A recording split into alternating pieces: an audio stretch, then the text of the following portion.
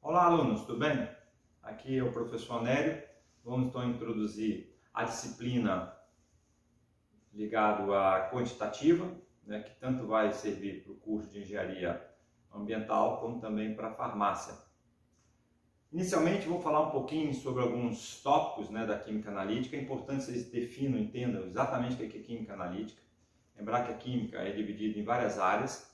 Classicamente, você tinha química inorgânica, orgânica, físico-química e química analítica.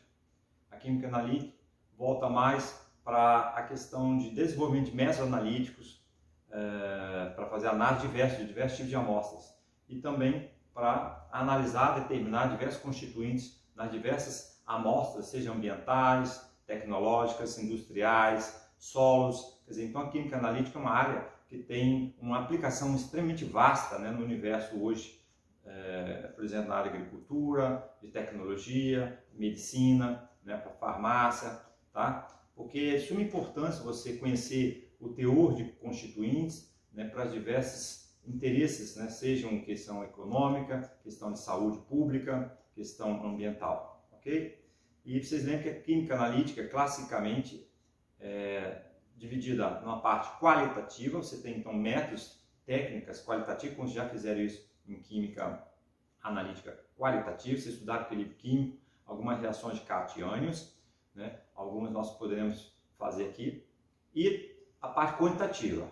Devido ao desenvolvimento dos métodos instrumentais, né, a parte qualitativa ela se dedica apenas a alguns métodos específicos, por exemplo, spot test, alguns testes para você saber se tem ou não aquele constituinte, né, seja orgânico ou inorgânico.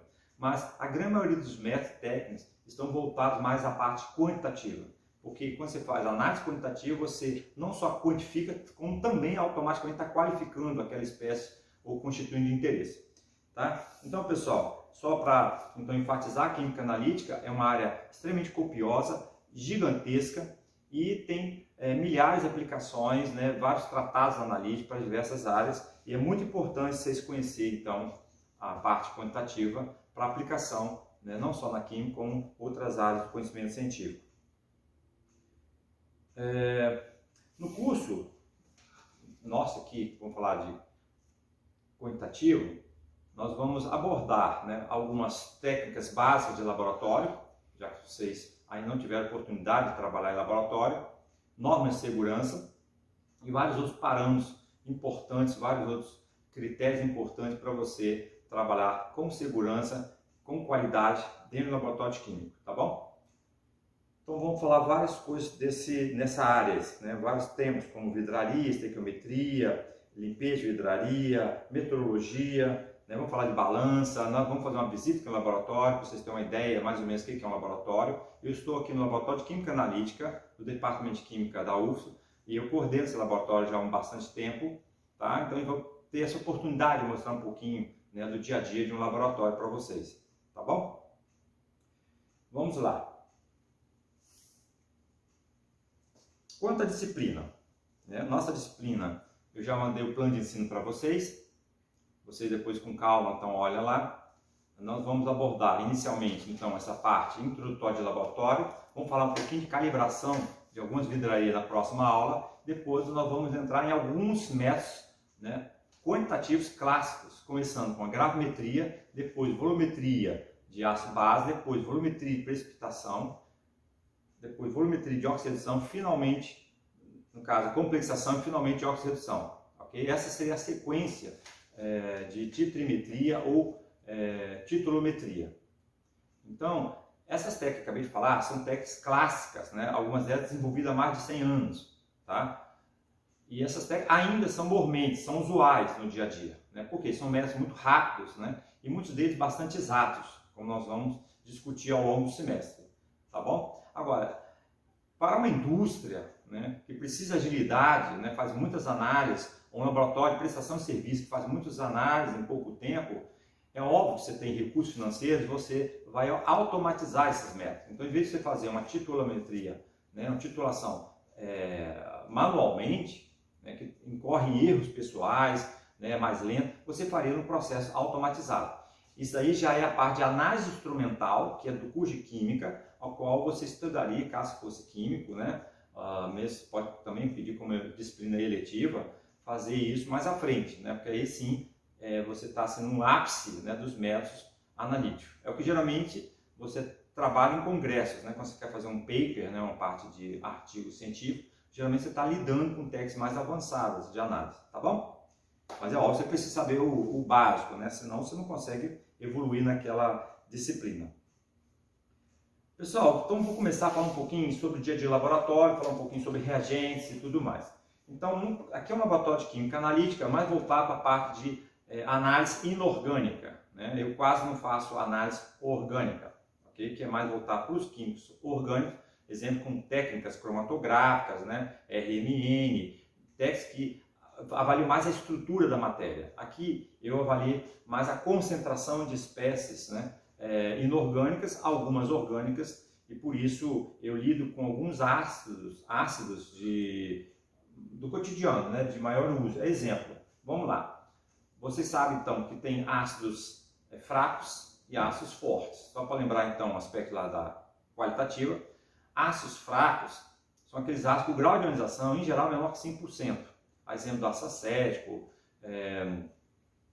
por exemplo, tem vários ácidos, né? Ácido fórmico, o ácido acético, ácido succínico, gálico, vários ácidos orgânicos geralmente são fracos, ok? E temos os ácidos fortes, né? Que são aqueles ácidos que têm um alto grau de ionização. E tem aqueles médios, por exemplo, de ácido fluorídrico. O ácido forte, tipicamente, é definido, como vocês lembram, como um que tem um grau de ionização praticamente 100%, ok? Em solução aquosa. Então, exemplo aqui, eu temos o ácido clorídrico, né? O ácido clorídrico aqui, ele é 12 molar, 2 mol por litro. Certamente, você não tem, talvez, aqui todas as moléculas de HCl totalmente ionizadas. Por quê? Porque ele tem muita molécula aqui solvatada, hidratada, ainda não ionizada, já que é concentrada. Mas quando você dilui e faz uma solução 1 molar, 1 mol por litro, com certeza, agora você tem todos os hidroxiões separados do cloreto, né? Ou seja, você considera esse ácido forte. Então, quando a gente fala em ácido forte, vamos dizer assim, uma definição em soluções aquosas. Tudo bem claro? Porque a base da química analítica é soluções aquosas. Agora, se você estiver falando em outro tipo de solvente, aquele ácido que é forte em água pode não ser forte naquele outro solvente. Então, você tem que ter essa preocupação. Mas é muito raro ter um estudo, um trabalho com outro tipo de solvente que não água. Okay? Então, o ácido clorídrico é dito forte porque em água, em soluções tipicamente abaixo de 1 molar, ele é 100% ionizado. Okay? O ácido acético já é diferente, é um ácido fraco, ele não gera 100% de ionização, geralmente é 5%, né, dependendo da concentração. Lembrar que se eu diminuo a concentração do ácido, o grau de ionização de ácidos fracos aumenta. Né? Vocês estudaram lá em qualitativa, esse conceito. Tem outros ácidos típicos, né, como o ácido nítrico e o ácido fúrico, também são usados muito no laboratório. Esses ácidos eles são chamados oxiácidos, né, porque eles têm oxigênio na molécula e são capazes de funcionar como fortes agentes oxidantes. O ácido clorídrico ele é um hidrácido, né, ele só reage com metais bastante reativos, né, acima do hidrogênio na tabela de potenciais, né, aquela da IUPAC. Então, se um magnésio, ferro, né, que tem um potencial de oxidação mais alto que o do hidrogênio, aí você reage, você consegue então fazer a reação e gerar hidrogênio nessa reação. Contudo, esses ácidos aqui, como o nítrico, o perclórico, né, eu tenho também ácido perclórico aqui, ó, você agora são chamados hidrácidos, eles não só atacam os mesmos metais que o hidrácido, né, faz, mas também ele tem uma capacidade de oxidação forte, com isso eles conseguem atacar metais nobres e compostos de maior dificuldade de oxidação, tipo matéria orgânica, né, diversos tipos de minerais e outros tipos de compostos. Lembrar que o ouro já é conhecido, a água régia, né, que é uma mistura de 3 partes de ácido clorídrico para 1 parte de ácido nítrico, já era conhecido lá da Idade Média como aquas régia, porque ele conseguia dissolver o ouro, ok? Realmente é um meio altamente oxidante e você tem um efeito de cloreto formando, por exemplo, em solos, né, a abertura de amostras geológicas. O cloreto funciona como um forte agente complexante para ferro e o nitrato, né, do ácido nítrico, ele funciona como um forte agente oxidante para, por exemplo, destruir matéria orgânica e dissolver diversos óxidos, né, que um hidrácio por si só, sozinho, não faria, ok? Pessoal, então tem outros reagentes também em laboratório como base. Por exemplo, no laboratório é muito comum o hidróxido de amônio, né? Se eu não me engano, são 17 molar o hidróxido de amônio, né, concentrado. O hidróxido de amônio, embora tenha esse nome hidróxido de amônio, você não tem a estrutura NH4OH, que é iônica em solução aquosa. Isso não existe. O que você tem é amônia NH3 aquoso, né? Então a solução de hidróxido de amônio, na verdade, o correto seria falar assim, amônia aquosa. Mas questão histórica, né, as pessoas chamam de hidróxido de amônio, mas quando se representa, né, uma equação química, qualquer reação que envolva, né, a amônia aquosa, você tem que escrever NH3 e não NH4OH, tá bom? Isso é tecnicamente, corretamente falando, mas é óbvio que alguns livros de ensino médio escrevem lá NH4OH, mas isso não existe, tá? NH4OH. Da mesma forma que ácido carbônico, né, que também tem algumas equações, escreve H2CO3, né, embora represente H2CO3, mas a quantidade de ácido carbônico molecular covalente é muito pouco, é menos de 1%. Então, na verdade, livros modernos, livros de ensino, por exemplo, mestrado, doutorado, ele vai escrever CO2 mais água e não H2CO3, tá bom? Isso é uma simplificação histórica, né, de ácido carbônico. Pessoal, então vamos usar vários ácidos no laboratório ao longo do curso também, hidróxidos fortes, né, tipo hidróxido de amônio, como eu falei, ele é fraco, mas você tem aqui, por exemplo, hidróxido de potássio, né, e o hidróxido de sódio, que é o mais usado ainda, né, como uma base forte. Nesse caso, quando dissolve em água, você não vai falar de ionização, você não gera íons. Nesse caso, os íons já estão presentes aqui na fase sólida, então você vai falar uma dissociação da base, tá bom? Então não confunda esses termos técnicos, porque é muito importante a gente falar a linguagem técnica para não haver confusão. Outra coisa que vocês precisam saber muito fortemente é a questão da estequiometria, né? Toda reação química ela é dada por uma estequiometria. Essas reações geralmente são colocadas como se tivesse um equilíbrio químico, depende do ponto de vista. Se você estivesse fazendo uma reação, né, para você calcular quanto do composto A reage com o composto B, né, dando um composto C, exemplo, né, nesse caso, se você está querendo fazer só a estequiometria de reação, né, você coloca uma seta só, porque você está focando na cinética química, você não está pensando em equilíbrio químico. Mas se você considera uma reação que pode tanto para a direita como para a esquerda, mesmo que seja majoritariamente para a direita, com uma constante de equilíbrio muito alta, você coloca dupla seta.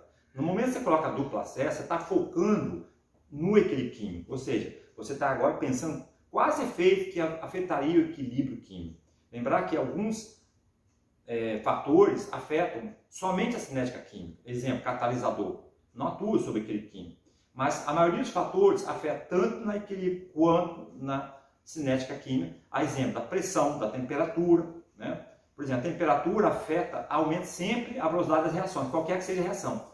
Contudo, em termos de equilíbrio químico, aí você tem que pensar, a reação é exotérmica ou endotérmica? Se for exotérmica, se aumenta a temperatura, dificulta essa exotermicidade, né? A reação então vir para a direita e vai para a esquerda. E se for uma reação endotérmica, se você aumenta a temperatura das vizinhanças, aí você aumenta, né, o deslocamento do equilíbrio para a direita. Então, só abordar diferente. Você tem que estar muito claro, assim, delineado a separação dos conceitos de cinética com equilíbrio químico. Cinética química envolve, né, inclusive deixei o material complementar na plataforma, né, do Classroom, para vocês, quem tiver ainda com dificuldades conceituais de química, tem lá várias aulas, né, que eu colocar na plataforma sobre cinética química, termodinâmica química, equilíbrio químico, conceito de mol, né, de quantidade de substância, para vocês realmente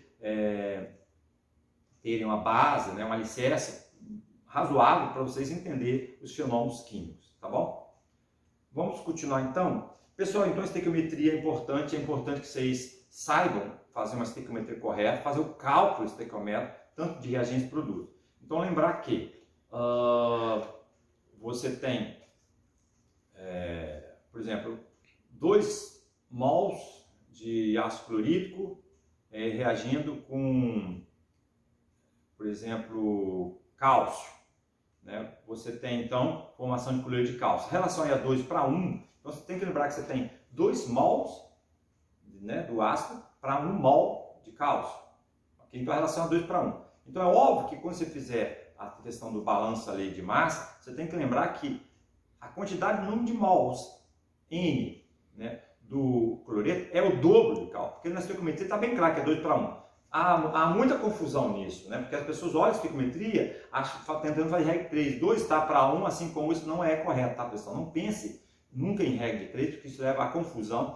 Pense na própria definição, na própria equação estequiométrica. Você vê lá quem tem mais moles, quem não tem. Quem tem mais moles na equação estequiométrica, ele matematicamente vai ter, então, ter mais assim, um fator, né, multiplicativo maior. Então, o número de mol de H+, nesse exemplo, é o dobro do outro, porque ele tem na estequiometria 2 mol. Então, cuidado, porque historicamente eu observo muito erro, né, de interpretação de alunos por conta de confundir, eles confundem, né, a equação química com uma equação matemática. Cuidado, primeiro você pensa quimicamente para depois usar a equação matemática. E evite de usar a regra de 3, porque isso gera diversos problemas, né? Má interpretação, porque nem todas as relações são proporcionais. A maioria delas, às vezes, até é inversamente proporcional. Ou, às vezes, nem tem proporcionalidade. Aquela brincadeira que eu faço, né, para os alunos. Se você tem 1 litro, eu analisei 1 litro de cobre, deu, sei lá, 10 ppm. Se eu analisar 2 litros de cobre, qual é a concentração? Alguns alunos falam 20 ppm, que é o dobro. 2 litros não tem nada a ver mesmo. A concentração é uma propriedade intensiva, como a temperatura, ela não depende da massa. A concentração de uma gota, né, de uma solução é a mesma coisa que a concentração de 10 ml de solução, que é a mesma concentração de 1 litro da mesma solução, desde que ela esteja homogênea. Entendeu? Então é uma propriedade invariável, é chamado intensivo, como a temperatura. A temperatura de um pedaço do meu dedo é igual à mesma temperatura de todo o dedo, se for uniforme o meio, se eu for homogêneo. E geralmente você trabalha com sistemas homogêneos. Por ser heterogêneo, aí você tem que, de várias fases, você não pode pensar que a propriedade ela é constante no seu seio, né, da solução. Ela varia em função das fases, né? Seja propriedades químicas e físicas. Então não confunda esse conceito. Pessoal, um conceito também importante, vocês não devem confundir, é a questão da concentração. Né? Vocês precisam estar muito clarificados na sua cabeça que quais são as principais unidades de concentração. Na química analítica, nós geralmente usamos concentração em quantidade de substância, né? Que lá em Portugal, agora a gente fala quantidade de matéria, concentração em quantidade de matéria. Isso aí é uma questão semântica, foi uma revisão da IUPAC em 2017, e aqui para o português brasileiro ficou sendo como a quantidade de matéria chamado hoje quantidade de substância, que é a questão do mol. Né? Todo mundo sabe que mol, né, é uma quantidade de matéria que equivale a 6,022 vezes 10 a 23, se não me engano, ou 6,023 vezes 10 a 22, sempre confundo os dois. Né? Átomos ou partículas. 6,022 vezes 10 a 23, né? Átomos ou partículas, né, moléculas, que for. Né? Esse é o conceito do mol, tudo bem? E, então, se você pega ali, por exemplo, uma tabela periódica ali atrás, né, por exemplo, você tem ali, qual é o mol, né, do nitrogênio? 14,000. Então, se fosse nitrogênio separado como átomo, seria então 14 gramas praticamente. Só que o nitrogênio é uma molécula diatômica, então você não tem, quando fala de nitrogênio, o mol do gás de nitrogênio N2 será 28 gramas por mol, e assim sucessivamente. A partir dessas definições, você consegue fazer a correlação de massa e mols, tudo bem? Embora a revisão do IUPAC, ela não atrela assim de forma direta isso, né? Porque existe um fator, né, de correção em função do tipo de matéria, né? E também do estado físico dela, se é sólido, líquido ou gasoso. Mas isso é uma questão muito delineada, muito detalhada, mais para físico, né? Quando você está trabalhando com massas da ordem de picogramas, né? Da ordem de 10 a menos 9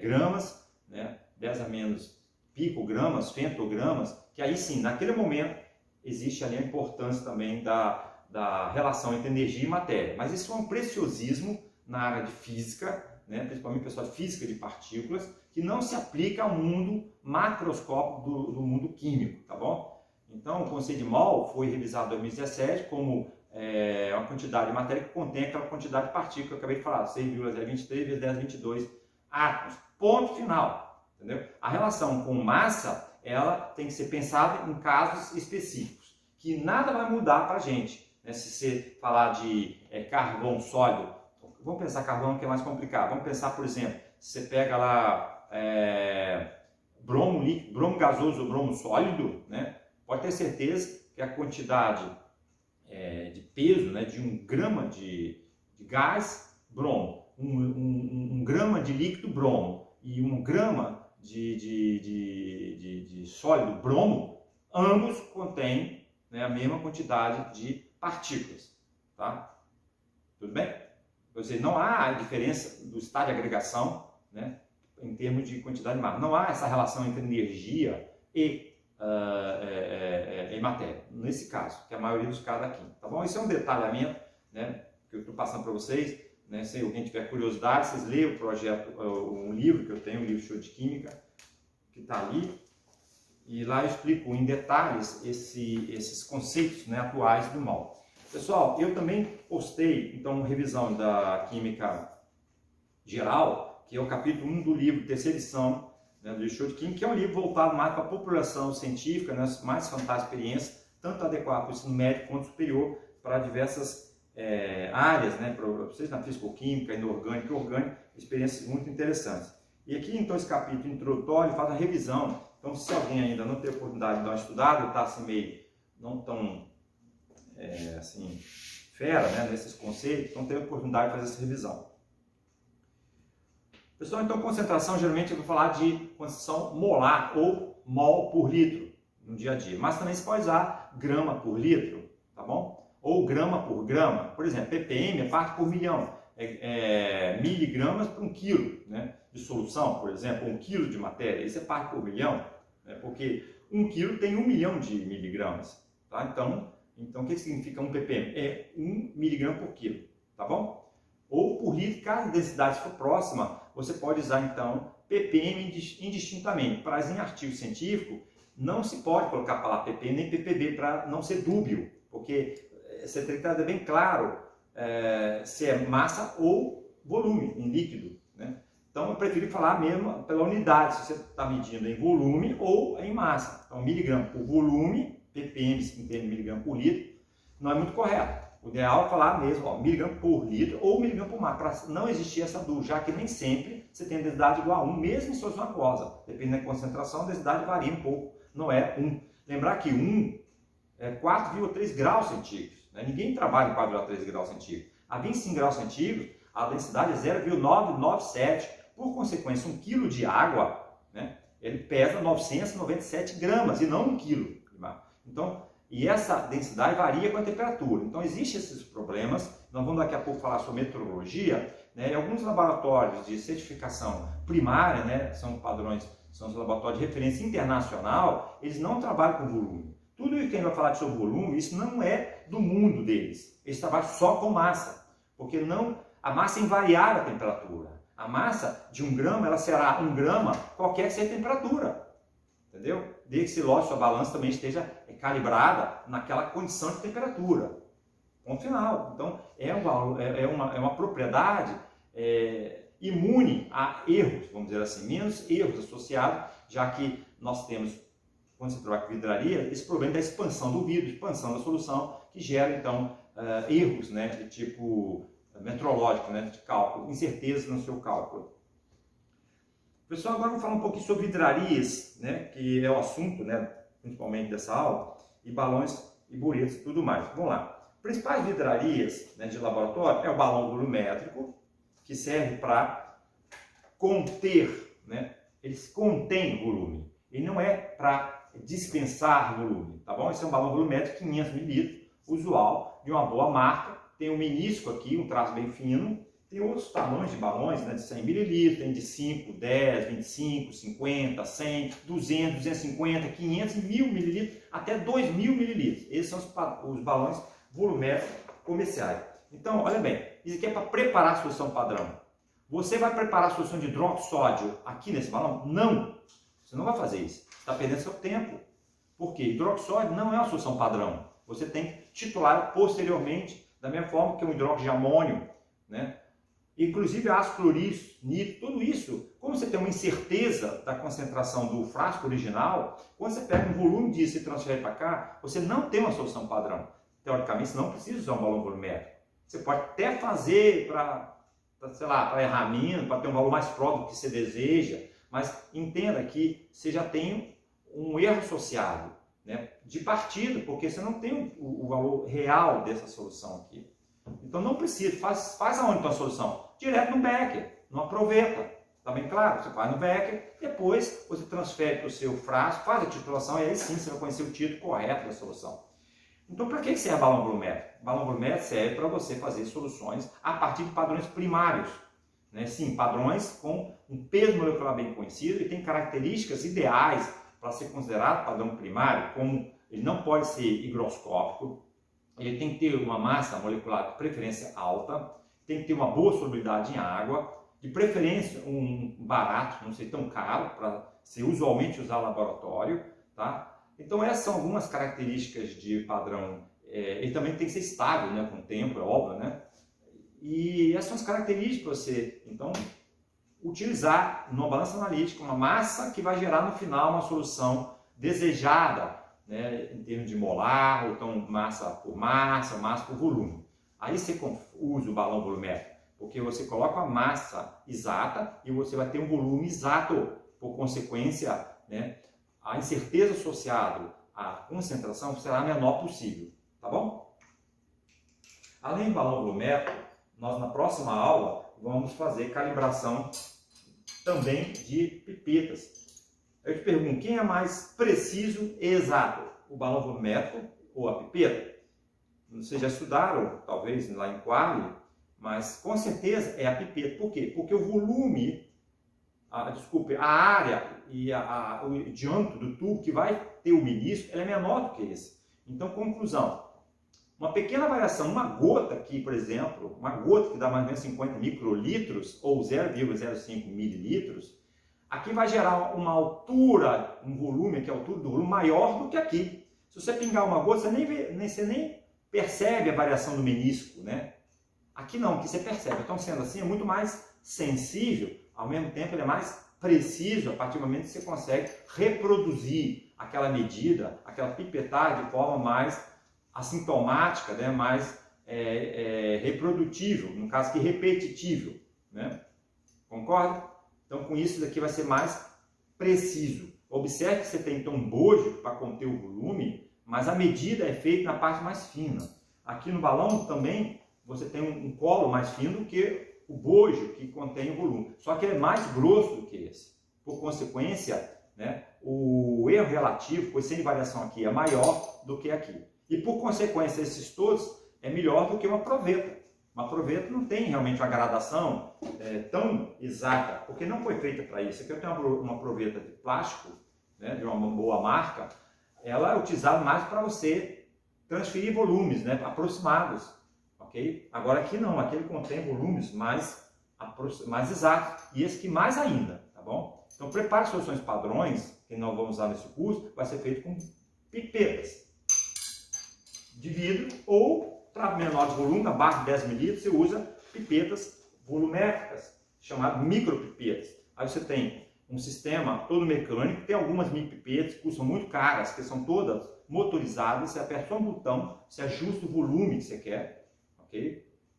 É muito interessante, eu tive a oportunidade no meu pós-doutorado lá no Canadá em 2013, né, o pessoal só trabalhar com micropipeta de alta performance, deve custar uns 5 mil reais uma micropipeta dessa. Automatizada. Daqui R$1.000 você consegue comprar uma dela. É mais caro que uma pipeta dessa, deve custar R$100, né, R$50? Sim. Só que daqui é muito mais exato e preciso e muito mais velocidade, né, de análise é muito maior. Aqui você aperta, né, até um primeiro nível, suga a solução. Né, vou fazer um exemplo aqui para vocês.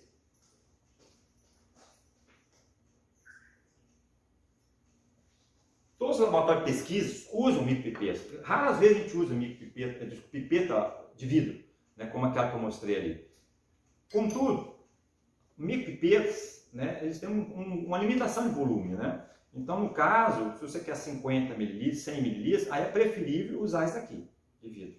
Mas volumes pequenos, da ordem de microlitros até 5, 10 mililitros, é muito comum o uso dessas micropipetas. Então, você apertou aqui, ó, você puxa o volume, né, nominal da micropipeta, depois você transfere para o outro frasco e transfere aqui o volume. Então esse procedimento é mais rápido, né, e mais exato e também mais preciso do que usar uma pipeta de vidro, a qual você tem que usar uma pena insufladora, succionar, ficar esperando um tempo até, chegar no menisco certinho, que às vezes passa, depois volta, transferir, que demora pelo menos uns 30 segundos para transferir, e com isso você demora mais tempo, ok? Pessoal, então, dada a introdução sobre algumas vidrarias que nós vamos usar, vocês também conhecem os Becker, né? Tem Becker para fazer reações químicas, ok? Pessoal, lembrar que Becker não é usar para pesar coisa, né? Você pode até usar, né? Quando você tem um grande volume a ser pesado, mas o Becker, ele geralmente é feito para reações químicas, né? Porque ele é feito em pirex para chapa, tá? Eu uso muito aqui no laboratório copos plásticos, que eu trabalho muito com metais pesados e não parte orgânica, né? Metais, em geral, não são contaminados pelos purinhos lá, o polietileno do plástico. Talvez para análise orgânica não poderia fazer isso, colocar clorometano, sei lá, vários cloreto de etila, vários compostos orgânicos, cloroforme, hidrocarbonetos, né, éter de petróleo, em copo plástico não posso, porque vai dissolver o plástico. Aí teria que fazer em vidro. Mas como a rotina aqui é mais análise ambiental, né, solos, por exemplo, águas, né, são ácidos minerais que eu uso, então o copo plástico é muito utilizado para fazer pesagem, também capturar volume, transferir volumes, ok? Então eu não uso isso, até porque se eu faço isso, estou perdendo tempo no laboratório, porque eu tenho que depois lavar isso, né? Então eu evito usar, enquanto copo descartável, é mais fácil, ele é descartável, né? Ele exatamente se usa e pode jogar fora, tá bom? Depois num recipiente correto e pode ser até depois reprocessado. O Erlenmeyer é muito utilizado então, para fazer as titulações, também serve para aquecimento, tá? Ele tem um formato próprio, né, para você balançar durante a titulação e outros equipamentos. Vamos lá, falei sobre vidrarias, limpeza de vidraria. Olha, no caso de pipetas, eu tenho ali um container que eu faço a limpeza com, por exemplo, uma mistura de álcool etílico, okay? Etanol, por exemplo, 96%, e eu adiciono um pouco de solução concentrada de hidróxido de sódio. Então forma-se uma solução alcoólica contendo uma grande basicidade, hidroxilas, né? Porque foi uma solução álcool, um pouco de água, devido ao hidróxido de sódio, e com isso você tem uma solução muito boa para tirar gordura de pipetas de vidro, né? Principalmente pipetas. Beckers e outros equipamentos, eu geralmente só faço a lavagem com detergente. Nem uso detergente especial, existem alguns detergentes mais caros de laboratório, que eles contêm praticamente nenhuma contaminante, principalmente nas metais traços, você não deve usar detergente comum, né, porque tem uma contaminação maior. Aí você tem que comprar Extran, né, alguns detergentes específicos para laboratório, tá bom? Tem um container ali do lado, que eu guardo essa vidraria para depois lavar. No caso das pipetas, se eu quiser realmente descontaminar completamente, para não ter problema de gordura aderindo gotas de água que vão depois ser dispensadas para a solução, né, de interesse que você queira preparar, aí eu faço uma lavagem. A gente fala etanolado de sódio, mas não chega a formar etanolado mesmo, né, porque a reação é feita só uma mistura. Na verdade, é uma solução básica, né, no meio de alcoólico, ou seja, de álcool, porque o álcool dissolve a gordura e também a hidroxila ataca, né? Esses materiais orgânicos podem estar aderindo com isso, limpando a superfície da pipeta. Mas antigamente, não sei se ainda é muito usado, era muito também usado solução de dicromato de potássio, né? Em meio ácido, porque era altamente oxidante de cromato em meio ácido, por exemplo, ácido sulfúrico, era bastante oxidante. Só que devido à química verde, né, muitos laboratórios deixaram de usar, né, solução de cromato para limpar pipeta, porque você gera uma quantidade muito grande de cromo 3, né, para você jogar na natureza, ou cromo 6, né, na forma de dicromato. Então isso é um passivo ambiental, então isso foi abandonado. Eu prefiro usar só etanolado. Vamos lá. Eu vou agora falar um pouquinho sobre metrologia, pessoal. Não sei se você já ouviu falar nesse conceito. Metrologia é uma área nova, né? Não tão nova, né? Na verdade, ela tem um antigo, tem mais de 50 anos, mas aqui no Brasil ela surge a partir de 2000, ano 2000 e pouco. Né? Eu tenho um curso sobre metrologia que eu dei alguns anos atrás. Se você tiver interesse, né? Depois na aula 5 a gente vai conversar sobre isso. Eu também posso disponibilizar um curso sobre iniciação à metrologia, norma de segurança, a ISO 17025, que é a norma de qualidade do laboratório, principalmente para química. eu também tenho um curso sobre validação de métodos e, finalmente, um curso de cálculo de incerteza. São cursos que eu dei aqui no Departamento de Química lá para 2007, a última vez foi 2010, né? Uma área, na época que eu estava realmente interessado em aplicar aqui no laboratório um programa de qualidade analítica, né? Um controle de qualidade, mas esse controle é muito oneroso e, além disso, precisa de uma equipe bem consolidada, coisa que eu nunca tive aqui no laboratório, né? Porque não é um laboratório grande, né? Assim, que tenha necessidade de fazer muitas análises, né? E nem tem patrocinador para isso. Processo de metrologia, você vai gastar 50, 100 mil reais para implementar. Então não é qualquer um que consegue, principalmente universidades, são muito raros laboratórios de universidade que tem um sistema de qualidade, né, como esse. Vamos lá. Pessoal, então a metrologia, como não falamos, é a ciência que mede as métricas, as medições. É muito utilizado para química, né, para a parte biológica também, parte industrial. Então tem várias normas metrológicas associadas a vários setores, ok? Então tem na economia, até na economia tem econometria, né? Tem vários, tem a biometria na biologia, a quimiometria já é na parte mais estatística, né? Já tem um termo mais estatístico. E a metrologia, pessoal, ela lida mais com a parte experimental mesmo, né? São quais as técnicas, quais os critérios, quais os procedimentos para obter um valor fidedigno, mais verdadeiro e mais preciso. Então é isso que é a metrologia. São diversos métodos, né, técnicas mais voltadas realmente à obtenção de dados corretos, né, de dados confiáveis, né? E não a manipulação dos resultados desses dados, que aí é a parte de quimiometria, tá bom? Pessoal, então a metrologia, ela, para a área química, né, ela é substanciada, ela é ancorada por uma norma de qualidade. A mais usual é a 17.025, que tem uma revisão agora de 2017. Essa norma, se não me engano, é de 2005, se não me engano. E agora, recentemente, em 2017, houve uma pequena mudança lá, principalmente na área de riscos. Então, essa norma, ela lida com vários critérios, principalmente critérios administrativos, né? A parte técnica do laboratório. E finalmente tem um escopo lá dessa norma que vai falar sobre a parte de qualidade do resultado. Então vai falar sobre validação de métodos, controle de qualidade do laboratório, ok? De você manter, por exemplo, um laboratório assim, bastante reprodutível, né?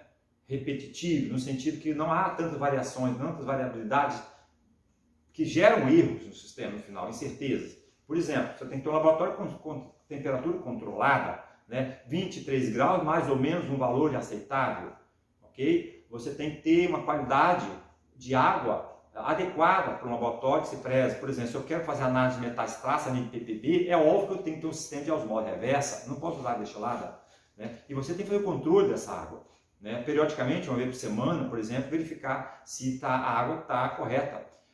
As amostras igual na geladeira, você tem que ter um controle de temperatura da geladeira, porque se tiver um pico de tensão, cair a luz, né, você tem que ter no breaks, garantir que aquela temperatura não aumente, porque se aumentar, você pode simplesmente destruir amostras, principalmente amostras biológicas. Então, você precisa ter esse controle de temperatura da geladeira para garantir que não houve queda de tensão, não houve um blackout naquela noite, e você no outro dia chega, está tudo ligado, a temperatura voltou à temperatura normal da geladeira, e você acha que suas amostras estão preservadas, não estão mais. Ela ficou um período de algumas horas, madrugada, descongelada, e com isso você destruiu a amostra sem saber. Então, nem metrologia, pessoal, em analítica, você não pode ter dúvida, né? Se você tiver dúvida sobre a titulação, eu fiz duas. Será que eu pesei 1 miligrama, desculpa, 1 grama, 1,00, ou será que eu pesei 0,9? E fiquei na dúvida. Sabe uma coisa? Eu acho que é 1 grama. Não existe achismo em química, nem em nenhuma área científica. Se você tem dúvida, você volta a estaca zero. Mas eu vou perder um dia de trabalho. Não importa. Volta. Isso é questão de honestidade científica, né? Na ciência não pode ter dados falseados, dados espúrios, né? Não genuínos, né? Claros, porque isso não é ciência. Aí já sabe, falta de ética profissional, ok? Então, deixar bem claro que metrologia é uma ciência extremamente rigorosa, né? E você tem que estar apto para isso, vai ter muitos cursos para poder você se equipar. Na área de farmácia, na área de engenharia, você também pode estar usando normas.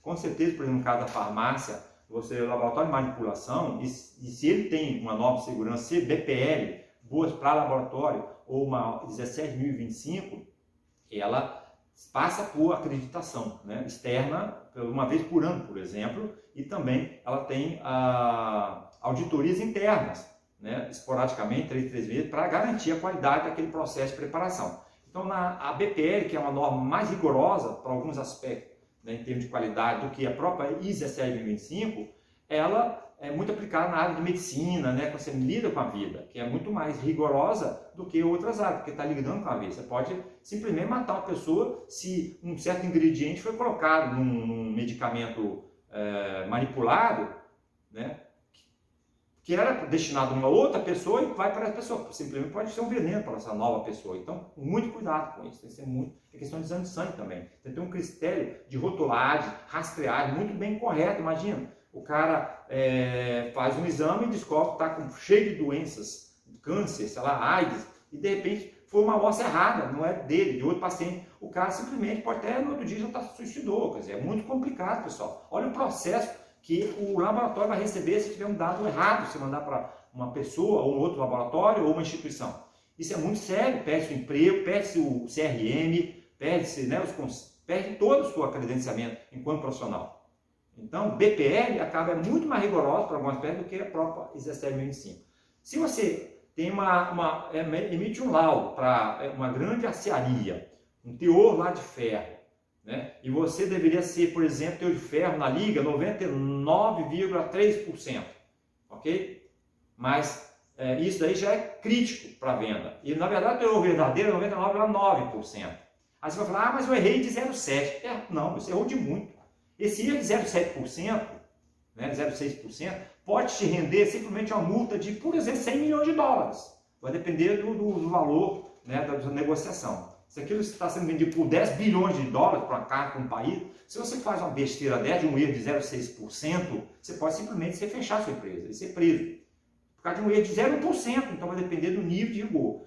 Em resumo, metrologia é isso daí, tem vários, é uma ciência copiosa, gigantesca, e cabe a vocês ficar bem interagido, né, em caso interessa, né, principalmente para a engenharia, tá, pessoal? Vocês da engenharia, tanto ambiental, tecnológica, pessoal da engenharia mecânica, né? É um universo muito amplo, inclusive o pessoal de engenharia tem uma disciplina de metrologia, né, lá no curso deles, né? Principalmente engenharia de produção, porque são multas, né, e são processos muito sérios, né, quando você tem erros analíticos, né, importantes. Então, eu estava aqui falando sobre controle de qualidade analítico. No laboratório aqui, o que eu posso fazer de controle de qualidade analítico? E também garantia da qualidade. São dois termos muito utilizados na metrologia, né? Controle é você esporadicamente avaliar como está o seu laboratório. E a garantia é ter meios, né, processos, formulários, procedimentos para garantir aquela qualidade. Tá? São dois termos muito similares que são usados. Então, aqui no laboratório, o que você, no meu laboratório e no laboratório de vocês, o que vocês podem fazer para fazer um controle de qualidade analítica? Primeiro, assiduidade, né? Limpeza. Você tem que manter as bancadas limpas, né? Tudo certinho. Organização do laboratório. Você não pode, por exemplo, colocar uma solução de ácido fúrico e deixar guardado lá de uma pia, né? Porque sem querer alguém pode esbarrar, quebrar aquilo e se tem água pode explodir e gerar um problema mais sério, né? Você tem que separar, por exemplo, de preferência ácidos de bases quando você guarda. E vários reagentes que são incompatíveis. Então, existe tabela de compatibilidade de reagentes. Okay? Você deve também, no caso já lidando a segurança, identificar todos os seus frascos. Então, eu tenho alguns frascos aqui, deixa eu ver alguns aqui, ó. Por exemplo, é comum a gente fazer aqui, ó, solução de cromato potássio 0,1 mol por litro, é padrão. Tem um preparo dele, a data de preparo, ok? O autor que preparou. Então, se você puder fazer rótulos bem explicados sobre o que é, porque pode ser que você faz um reagente, é uma pesquisa sua, que ninguém sabe o que significa aquele reagente. De repente, aquilo cai sem querer na mão, porque a pessoa de curiosidade abre para dar uma cheiradinha, que dali, né, gera um problema até de toxicidade da pessoa. Por quê? Porque não está identificado, entendeu? Então, quem é o culpado? É a pessoa que abriu de curiosidade ou o cara que não identificou? Ambos são culpados. né? Se a pessoa não sabe, não deve mexer. Mas se mexeu, quem preparou também tem que rotular e dizer perigo, né? De preferência colocar o diagrama, né? Chamado diamante, né? De Rommel, ok? Para dizer ali a periculosidade. Exemplo aqui, esse é o diagrama, né? De Rommel. Você vai ter um fator de risco, né? De inflamabilidade e também corrosividade. Então, você tem aqui vários, cada quadrado desse significa se ele é inflamável, se ele é corrosivo, né, se ele é tóxico. A questão então aqui, ó, risco de fogo. Então aqui a questão, esse vermelho de inflamabilidade. Aí tem vários graus de risco. Você tem aqui risco biológico, se ele é mortal, extremamente perigoso, e tipo de reação, se ele é reativo. Aqui a água é 000, porque a água, você bebe, você não tem nenhum risco a água. Okay? Exceto no mar, né, rio, pode se afogar. Mas fora isso, a água é bem-vinda. Mas se você pega um outro reagente, aqui não tem, geralmente, eu acho que até uma falha, né, eu acho que todo reagente que fosse vendido deveria ter o diagrama de Rommel, né, o diamante, né, de risco, porque a pessoa consegue dar uma olhadinha, ter uma percepção do risco associado. O livro Show de Química, como eu envolvo aqui várias substâncias químicas, eu tive cuidado no último capítulo colocar isso para todos os reagentes que são corrosivos, tóxicos do livro. Eu coloquei aqui no final. Vou mostrar aqui, ó. Tá vendo aqui, ó? Algumas informações de produtos químicos. Então, você consegue ver aqui, ó, algumas informações de produto químico. Então, o diagrama de Rommel, está vendo que esse diamante aqui, ó, tem vários exemplos, ok? Então isso é importante. Vou dar um exemplo aqui. Vamos pegar ácido clorídrico concentrado. Ele é considerado no critério vermelho aqui, que é o de inflamabilidade, ele não é inflamável. No critério de... Ok, deixa eu pegar o diagrama de Rommel para a gente não... Ele está bem no início aqui do livro. Eu explico sobre então essa questão de FISPIC, que são as folhas, né, de informação segurante de produto químico. Em português chama FISPIC. Em inglês é MSDS, que é Material Safety Data Sheet, né, que também é a mesma coisa, tradução folha, informação de produto químico. E aqui eu mostro então o diagrama de Rommel. Tá aqui, ó, informação de segurança.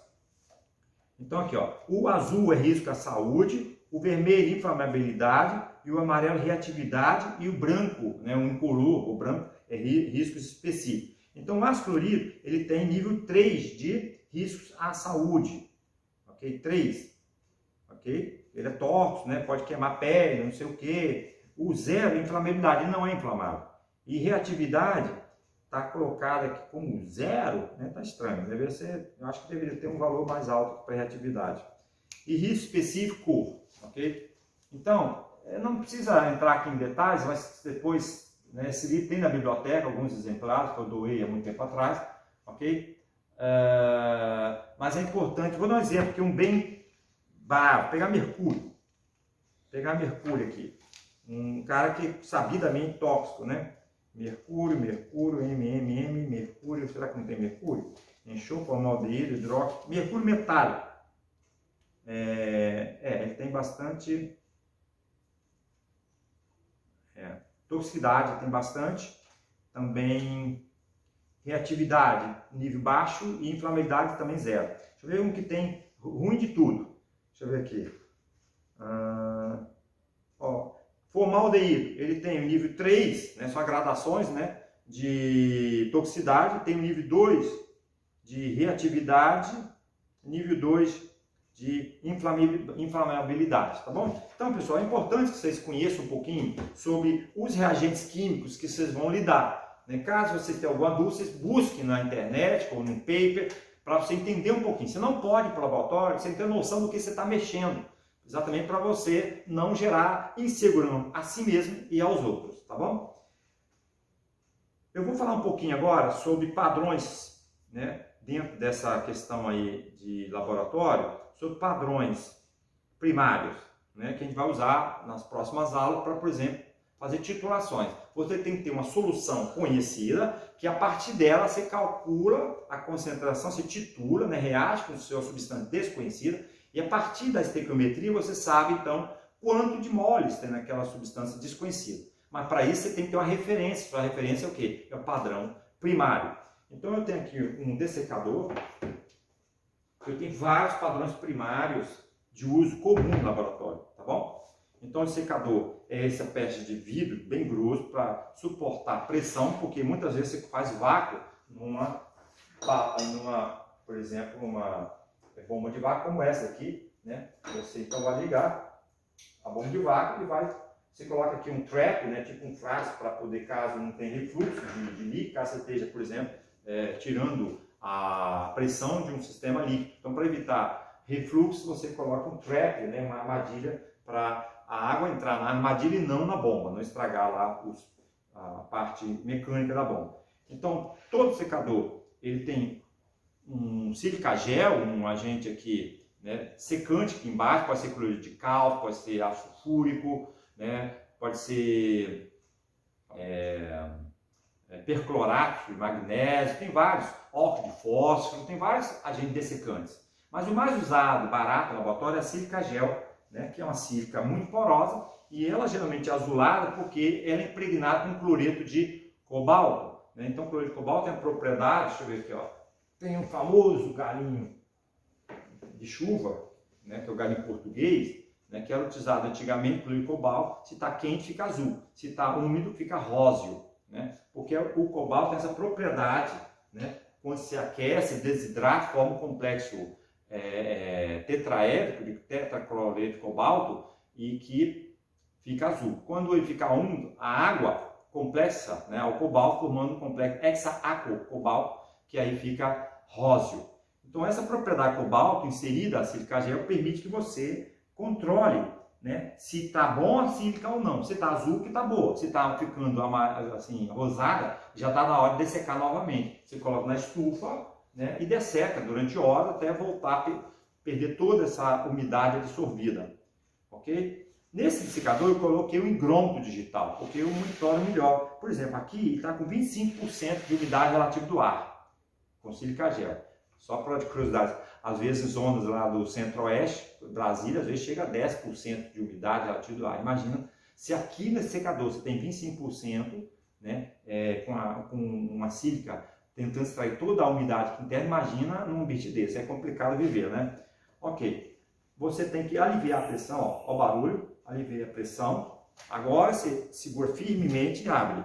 Então tem vários padrões primários que nós usaremos no curso aqui, no caso de volumetria de oxidação de cromato de potássio. Tem vários aqui, ó. Esse aqui, sulfato de sódio, ele é usado para preparação de padrão primário de sódio, né? Para você, por exemplo, a absorção atômica, né? Espectrometria atômica, qualquer outro método ali, você tem então um padrão para sódio, para o íon sódio. Iodato de potássio, um agente oxidante para iodometria, nós vamos usar nesse curso. Nós temos aqui a DTA, que é o agente complexiométrico, né? Na complexiometria, com DTA. Eu tenho aqui carbonato de sódio, que já é um padrão primário ácido-base, para fazer a titulação, né, de substâncias ácidas, por exemplo, ácidos clorídricos e outros. Bifenalato de potássio já é usado para titular a base, né, base forte, por exemplo, é um padrão primário. Todos esses padrões, eles têm uma temperatura relativamente alta para dessecagem, acima de 100 graus centígrados. Ele consegue, então, se manter estável acima de 100 graus e com isso você tira a água, né, porventura absorvida, né, ou adsorvida. Geralmente, quando um sal é muito iônico, tem essa interação muito forte com a água da umidade do ar, né, você chama ele de higroscópico. Aqui eu tenho sílica também pura, para poder fazer padrão de silício, e muitos outros. Né? Tem nitrato de potássio para solução padrão, né, de nitrato, do ânion nitrato, fosfato também para solução padrão de fosfato e vários outros, tá bom? Pessoal, então você sempre tem que ter brometo para brometo.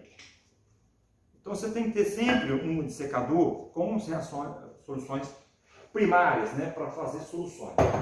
Contudo, na metrologia, no processo metrológico, você tem que, muitas vezes, submeter o seu método de análise, a sua técnica de análise, pegar uma amostra conhecida, chamada solução ou amostra, né, verdadeira, vamos dizer assim, com valores conhecidos, para referendar para testar se aquele seu método está gerando dados fidedignos, acurados.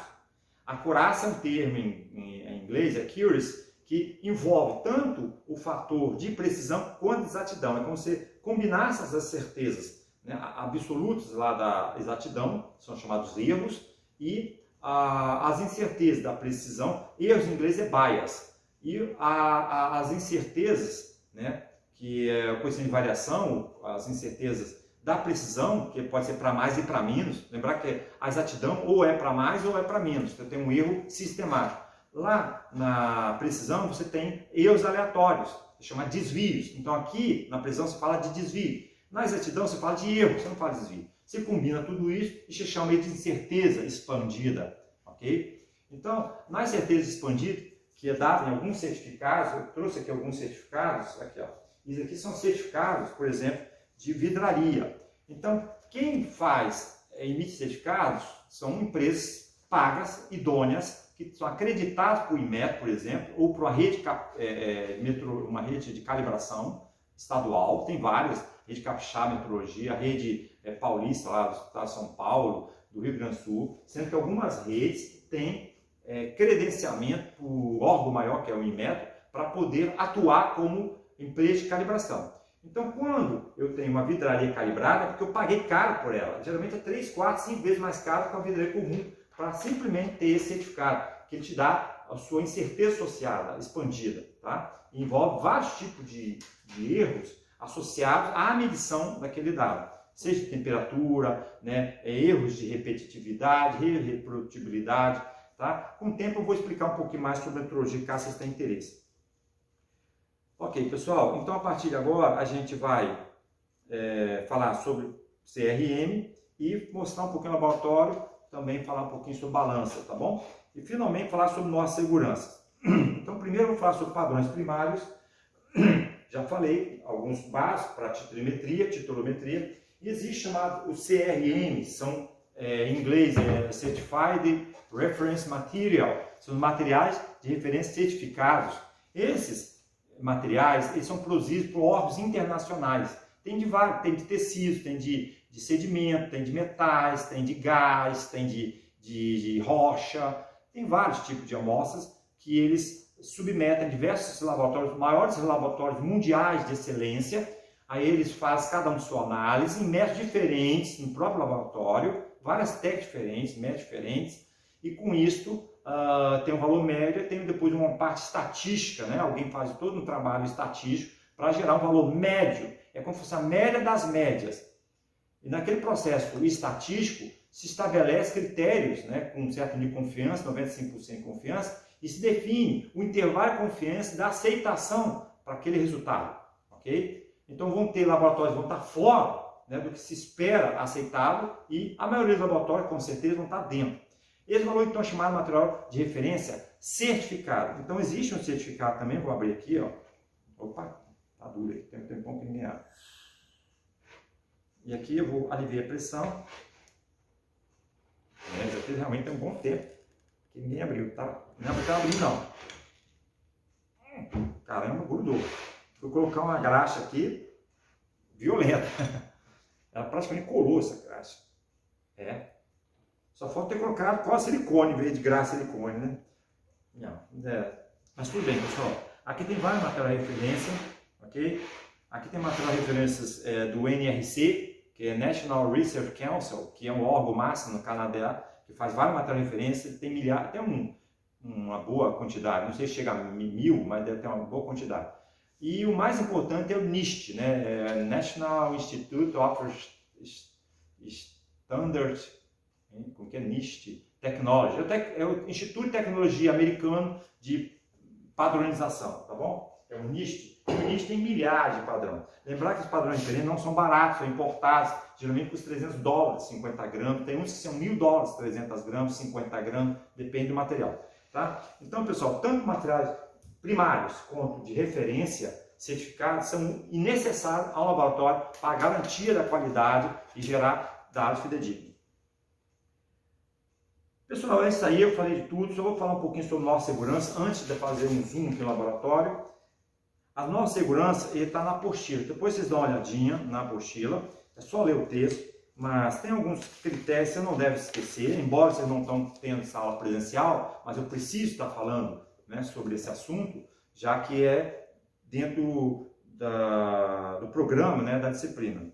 Então, fala que é obrigatório o jaleco, são coisas óbvias, né? Você tem que usar um jaleco para proteger. Eu aqui no laboratório, pessoal, devido à minha habilidade, né, a experiência que eu tenho, né, há muito tempo em química, é óbvio que eu não fico toda hora usando jaleco. Eu vou usar jaleco, é óbvio, quando tiver uma necessidade de usar jaleco. Tipo assim, uma reação que pode dar um spilling, né, uma projeção de alguma coisa, uma reação exotérmica, aí sim. Porque se eu quero proteger a minha pele, a minha saúde e minha roupa, principalmente, né? Porque, cara, ficar comprando roupa toda hora. É muito comum o pessoal que é da química ter calça furada, né? Principalmente que as pessoas não limpam a bancada, às vezes deixam um pouquinho de prata, um pouquinho de nitrate de prata, de ácido, aí pode realmente afetar a sua roupa e você pode perder uma calça que custa R$200 porque alguém esqueceu na bancada, está sentando, ou perto aqui da mureta, se encostou e fura seu tecido. Então, esse tipo de cuidado tem que ter. Você tem que manter organização, limpeza, né? Guardar os materiais no devido lugar, rotular, tá certo? Então, isso tem tudo a ver com nossa segurança. É óbvio que você não pode fumar, você não pode comer, várias coisas típicas, né, de laboratório para evitar contaminação, ok? Fazer a leitura completa, o roteiro, é óbvio, você tem que entender o que está fazendo, ler previamente. Você tem que ter a vidraria bem limpa, né? Os rótulos, tudo bem rotulado. Os produtos químicos, eles têm que ser previamente conhecidos. Você não pode abrir um frasco de hidróxido de amônio sem saber que aquilo pode exalar amônio, que é tóxico, irritante, da mesma forma que ácido clorídrico. Então você vai fazer isso numa capela, que é um exaustor. O nome capela é o nome do jargão popular, já talvez até secular. Não sei exatamente a história desse nome, mas provavelmente porque tem o formato de uma capelinha, né, ligado talvez na Idade Média, sei lá quantos anos atrás, que lembra talvez uma coisa religiosa, não sei por que esse nome capela. Na verdade seria uma câmara de exaustão, né, ou um exaustor, praticamente dito, ok? Então você tem que abrir esses frascos, né, voláteis em capela, né, de laboratório para poder manusear. Mas alguns frascos como ácido fúrico, eu não preciso estar na capela, não é volátil. Mas ácido clorídrico, hidróxido de amônio, várias bases orgânicas, ácidos orgânicos como ácido acético e outras substâncias, é importante serem em capela para não contaminar o ar do laboratório, já que outras pessoas também trabalham, né? Ler atentamente os rótulos, evitar derramamento de produtos químicos, manter substâncias inflamáveis sempre afastadas da chama, é uma coisa meio óbvia. Então, nessas normas de segurança aqui, pessoal, tem coisas meio óbvias que até um menino de 10 anos de idade saberá, né, sem precisar falar dele. É uma questão meio de consensual, né? Não precisa ninguém falar para você agir de forma correta. Numa norma dessa, você pode até ter assim, não usar chinelo, mas depende, pessoal. Se você vai mexer com instrumento, né, que depende apenas de você manusear botões de instrumentos, teoricamente você pode vir de short, né, de chinelo, isso não tem nenhum impedimento. Isso estou falando do ponto de vista seu, né? Agora, numa aula, para dar o exemplo aos outros, para ficar bonito na figurinha, é importante você vir de sapato fechado, de calça comprida e tudo mais. Mas no dia a dia, se você é seu laboratório, você tem uma certa liberdade. Numa indústria, não, porque a indústria não pertence a você. Lá é muito rigoroso. Na indústria, você, além de ter todo esse vestimento, aparatos, você tem que ter face shield, né? Cadê? Isso aqui, ó, máscara de proteção, que hoje está muito típico para a Covid, né? Você coloca aqui para não ter projeção de material numa reação química. Além disso, você tem que usar máscaras, por exemplo, de gás. Cada máscara dessa é típica, um tipo de gás. Aqui, por exemplo, essa daqui eu tenho que ver. Geralmente é CO2, tem máscara específica para cloro, gás. Então, quase a gente não usa esses materiais chamados EPIs, né? Por quê? Porque a gente não trabalha com reações químicas, né? Como a inorgânica, orgânica, industrial faz. Reações que podem explodir, reações que podem gerar gás, né? E mesmo que a gente use em algum momento, a gente faz na capela, em pequenas quantidades. Não é a nível de indústria, mas na indústria isso é obrigatório. Porque um acidente de trabalho pode gerar indenizações de milhões, no caso. Por exemplo, se o cara se acidenta de trabalho e não tinha as condições adequadas, ele não tinha os EPIs adequados, se ele move um processo na justiça do trabalho, a indústria é capaz de perder milhões de indenização. Simplesmente por causa de uma bobagem. Isso aqui custa quanto? R$20. Por causa de R$20, né, tem um acidente e aí a indústria desculpa a expressão, né, tem esse grande prejuízo, ou seja, se ferra. Né? Então, realmente é obrigatório, é uma situação mandatória, né? Vamos dizer assim. Não tem que questionar. Ah, mas eu vou só tomar um copo de água ali no cantinho do laboratório, eu vou andar de chinelo. Não pode, porque se tiver uma câmera, né, fotografando isso, e se tiver uma auditoria que move isso, a própria indústria, ou o chefe, o dono da indústria, vai te demitir o gerente daquele emprego por causa de essa imagem. Porque essa imagem, se viralizar, se alguém souber a mais que isso, simplesmente detona. A credibilidade da empresa vai lá para o buraco. Entendeu? Então, é uma situação diferente da universidade. Na universidade você tem liberdade. Então, essas normas que estão aqui, pessoal, elas são mais ou menos similares às que tem lá na indústria. Só que aqui, os alunos, né, têm essa liberdade de vir com a roupa que quer, com a moda que quer, né, inclusive, as pessoas podem até fumar em alguns setores aqui, mas na indústria não pode.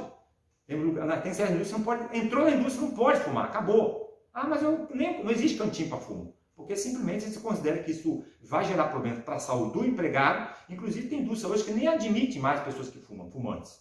Entendeu? Porque é um critério da indústria, tem liberdade para fazer isso, porque ela vê o que é melhor para si. Tá bom? Aqui a gente tem uma certa liberdade. A gente deixa aluno às vezes entrar sem jaleco, porque esqueceu. Ah, a menina está de sandália. Eu vou impedir que um aluno faça uma prática, né, titulometria, que só envolve reação aquosa, solução diluída. Porque está de chinelo, quem que isso vai causar prejuízo para aquela aluno? Nada.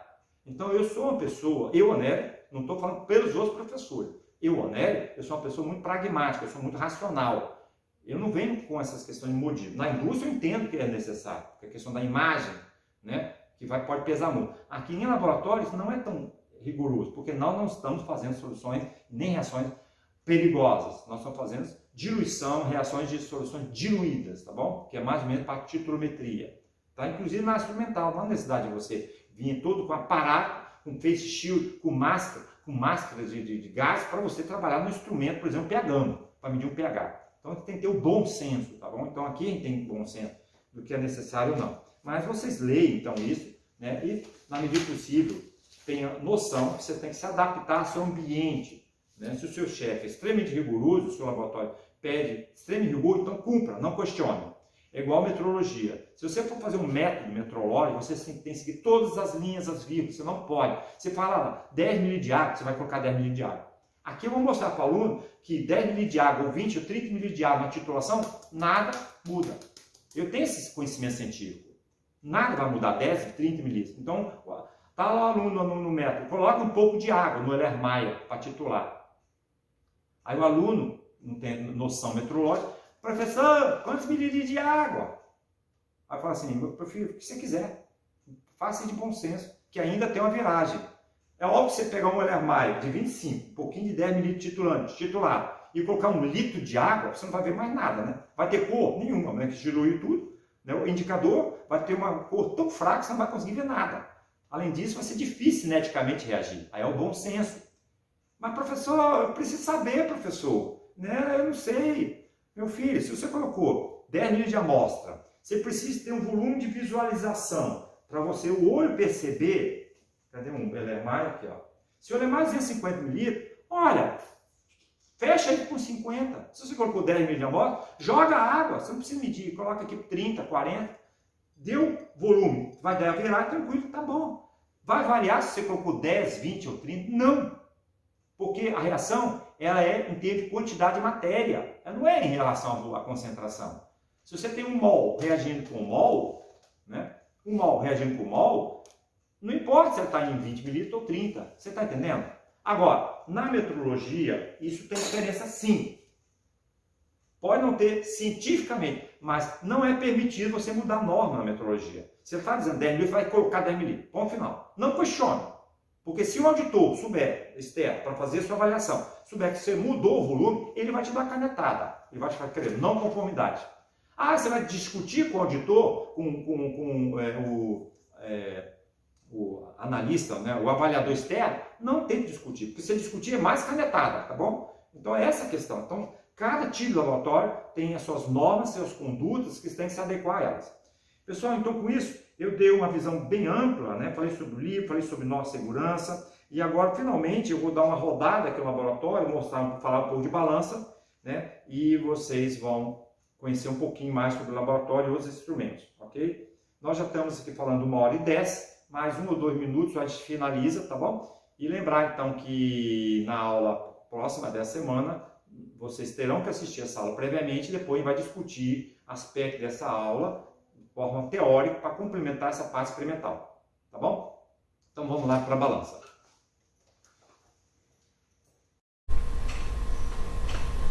Olá pessoal, vamos então dar continuidade a essa primeira aula, né, sobre laboratório. Agora eu vou falar um pouquinho sobre o instrumento, né, o aparelho mais importante no laboratório, posso considerá-lo, que é a balança analítica, né? Então a balança analítica é um termo muito técnico, né, dentro da química analítica. Ela se refere geralmente a uma balança de 4 casas decimal, ou seja, ela é capaz de medir até 0,1 miligramas, já que tem 4 casas decimais. E é talvez o instrumento mais importante do laboratório, porque tudo depende, né, da massa. Preparação de soluções, padrões, né, soluções de amostra, todas elas dependem da medida, né, da pesagem de uma massa, para a qual depois você vai referendar a concentração ou a quantidade de analito àquela massa.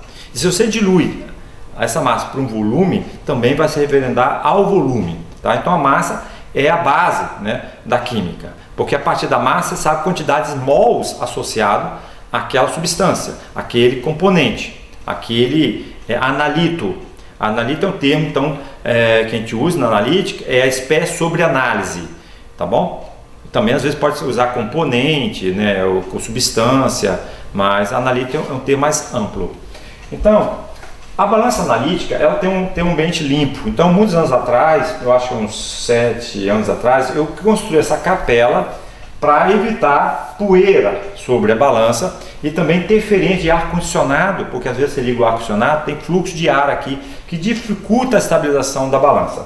Então, a balança analítica é sempre mantida em nível, tem um nível, toda balança analítica tem um nível, e de vez em quando eu faço uma verificação do peso dela. Então eu tenho um peso padrão de 20 gramas, 20,0000 gramas. Eu coloco aqui e verifico se o valor aqui do display está próximo a esse valor.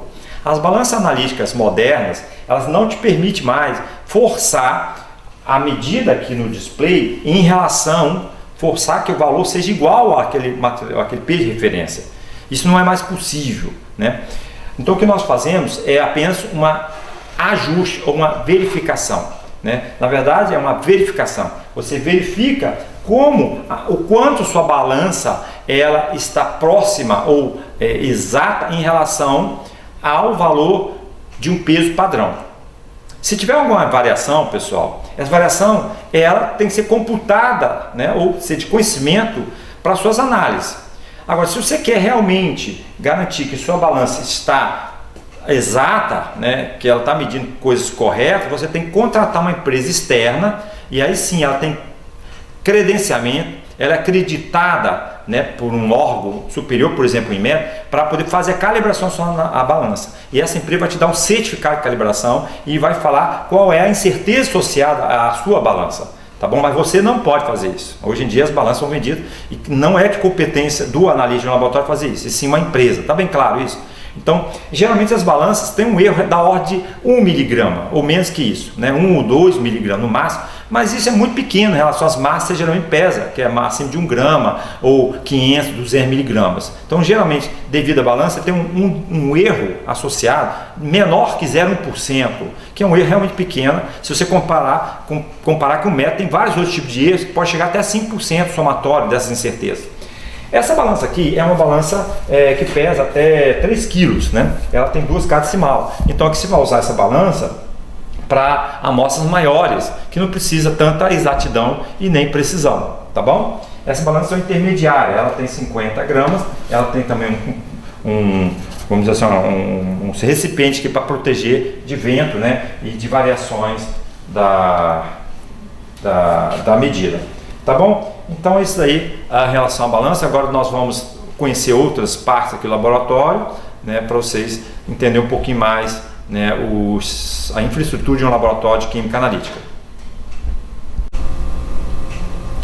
Aqui eu vou mostrar um equipamento que é muito importante para análise de elementos traços, principalmente metais traços, que é um subdestilador de quartzo. Ele foi importado, já tem uns 15 anos que eu comprei isso num projeto de pesquisa.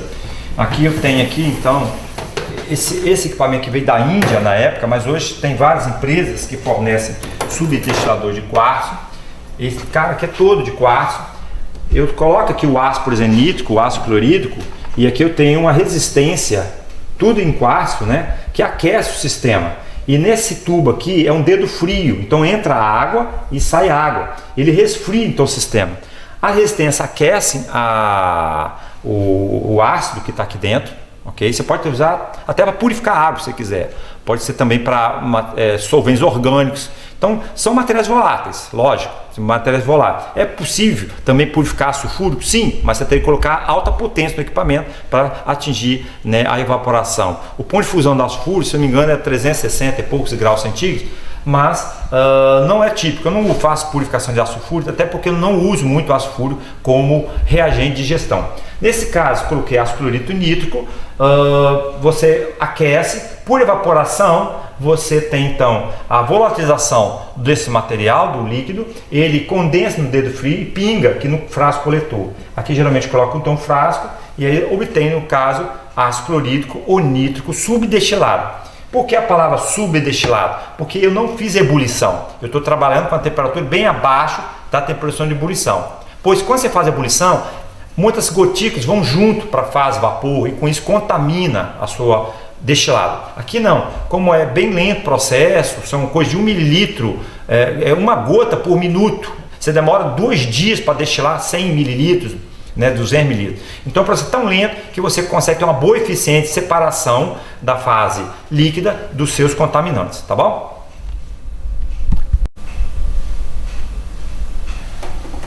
Pessoal, estamos de volta. Agora para falar um outro dispositivo, um sistema que eu montei há uns 10 anos atrás no laboratório para permitir um sistema, uma distribuição de água destilada e também de água deionizada de osmose reversa. Aqui eu tenho um container, né, eu tenho um destilador, é tudo automatizado com boias de nível, né, com bombas de máquina de lavar que eu instalei aqui. Então quando falta água nesse container, você aciona essas bombas, ou seja, tudo elétrico, aciona a cantatora lá do destilador, liga o destilador, começa a destilar e enche. Quando chega a encher a boia de máxima, desliga o sistema. A água também é derivada para um deionizador, que é uma coluna de troca iônica, e você então purifica mais a água, né, e tornando ela com a quantidade de cátions menor, né, porque é uma troca iônica principalmente para cátions e também para ânions, né. Com isso você diminui a condutividade. Se aqui tem mais ou menos 10 microsiemens por centímetro, que é um valor típico de condutividade para água destilada, aqui pode cair para uns 4 a 2 microsiemens por centímetro. E aí tem uma mangueira que vai para um outro laboratório que lá tem uma unidade de osmose reversa. Essa unidade de osmose reversa, que é um laboratório de pesquisa, principalmente na área de análise de traços, é necessário para diminuir mais ainda a pureza, a contaminação da água, ou seja, aumentar a pureza dela, para aí sim você fazer diluições de amostras ambientais, né, prepara soluções e com branco, né, o fundo, né, analítico o mínimo possível, chamado branco da amostra, o mínimo possível, tá bom? É a água mais pura laboratorial que se tem disponível, que é um sistema de osmose reversa que está lá, tá bom? Então esse sistema é todo automatizado, todo elétrico, distribuído para várias pias, realmente para facilitar a vida do laboratório. Pessoal, eu vou mostrar também um outro equipamento de suma importância no laboratório de analítica, que é um digestor de micro-ondas. Então aqui eu tenho um digestor de micro-ondas para laboratório, é profissional. Ele tem um rack aqui para mais de 40 amostras, tá vendo? E aqui cada tubo desse aqui, você coloca uma quantidade de amostra biológica, solo, amostra que seja, né? Você coloca um meio reacional, que geralmente são ácidos, pode ser peróxido de hidrogênio, pode ser também solventes adequados, né? E esse material aqui é feito de um polímero semelhante ao Teflon, que é altamente resistente. Ele tem resistência tanto à corrosão quanto também à pressão, né? E ele é protegido por uma camisa de Kevlar, Esse material aqui é Kevlar, que ele é bem resistente, né, que é usado em roupa, né, para proteção balística, e ele então fica aprisionado aqui. Então você tem aqui uma alta pressão de algumas atmosferas, chega até mais de 10 atmosferas, e uma alta temperatura. A temperatura do sistema pode chegar a 180 graus, 200 graus. Então, com alta pressão e alta temperatura, você consegue digerir amostras bastante recalcitrantes e refratárias, né? Fazendo com que você abra o leque de digestão, que geralmente os métodos mais antigos, eles são feitos com chapas elétricas, ok? Com sistema de bloco digestor, a exemplo dessa chapa aqui. Aqui é uma chapa elétrica que você coloca vários becquerels, né, aquece a temperatura adequada. É um sistema aberto, ali é um sistema fechado. Qual é a vantagem do sistema fechado? Que ali você não tem contaminação e o efeito de pressão e temperatura aumenta a velocidade da digestão. Se aqui você vai gastar horas para digerir, ali em 5 minutos, 10 minutos você digere. Só que a diferença daqui custa alguns milhares de reais, talvez uns 2 mil reais, uma chapa desta, e isso aqui custa mais de 100 mil reais. Essa é a diferença, né? Então, dependendo do modo de gestão, isso aqui é importado, mas é muito prático para laboratório, tá bom? Então, isso é a capela, você tem a luz dela, você tem o exaustor, né? E aqui você faz diversos trabalhos, né, para análise. Aqui embaixo na capela eu tenho os diversos ácidos, né, e que eu uso geralmente para fazer as digestões. Então, todo método ele tem todo tipo de análise química exige um método mais adequado. Ou então você tem uma oferta de métodos, você tem que testar para ver aquele que te dá maior precisão, aquele que te dá maior exatidão, né? Maior seletividade, né? Ou seja, menos imune à interferência, né? Melhor resposta em termos de limitação, né? Melhor resposta em termos de linearidade de método, robustez. Então, esses são parâmetros metrológicos que tem que ser avaliado pelo analista para optar por uma técnica de gestão. Será que eu posso usar simplesmente uma chapa elétrica, um sistema como esse aqui, que é um bloco de gestor, como está aqui, um bloco de gestor, né? Ou será que é usar micro-ondas? Okay? Então, tudo isso tem que ser avaliado pelo analista, né? Ou seja, um técnico de química analítica, um próprio profissional, né? Professor, né, de química analítica, para você realmente ter uma digestão bastante eficiente, né? Que você consiga extrair praticamente 100% do seu analítico para a fase aquosa, e a partir dessa solução você faz sua análise volumétrica, né? Por exemplo, titulometria de ácido básico, precipitação, oxidação, compensação, ou um método instrumental, que é assunto de uma disciplina mais à frente, que é chamada análise instrumental. Tá bom? Então, com isso eu finalizo essa parte da apresentação no laboratório.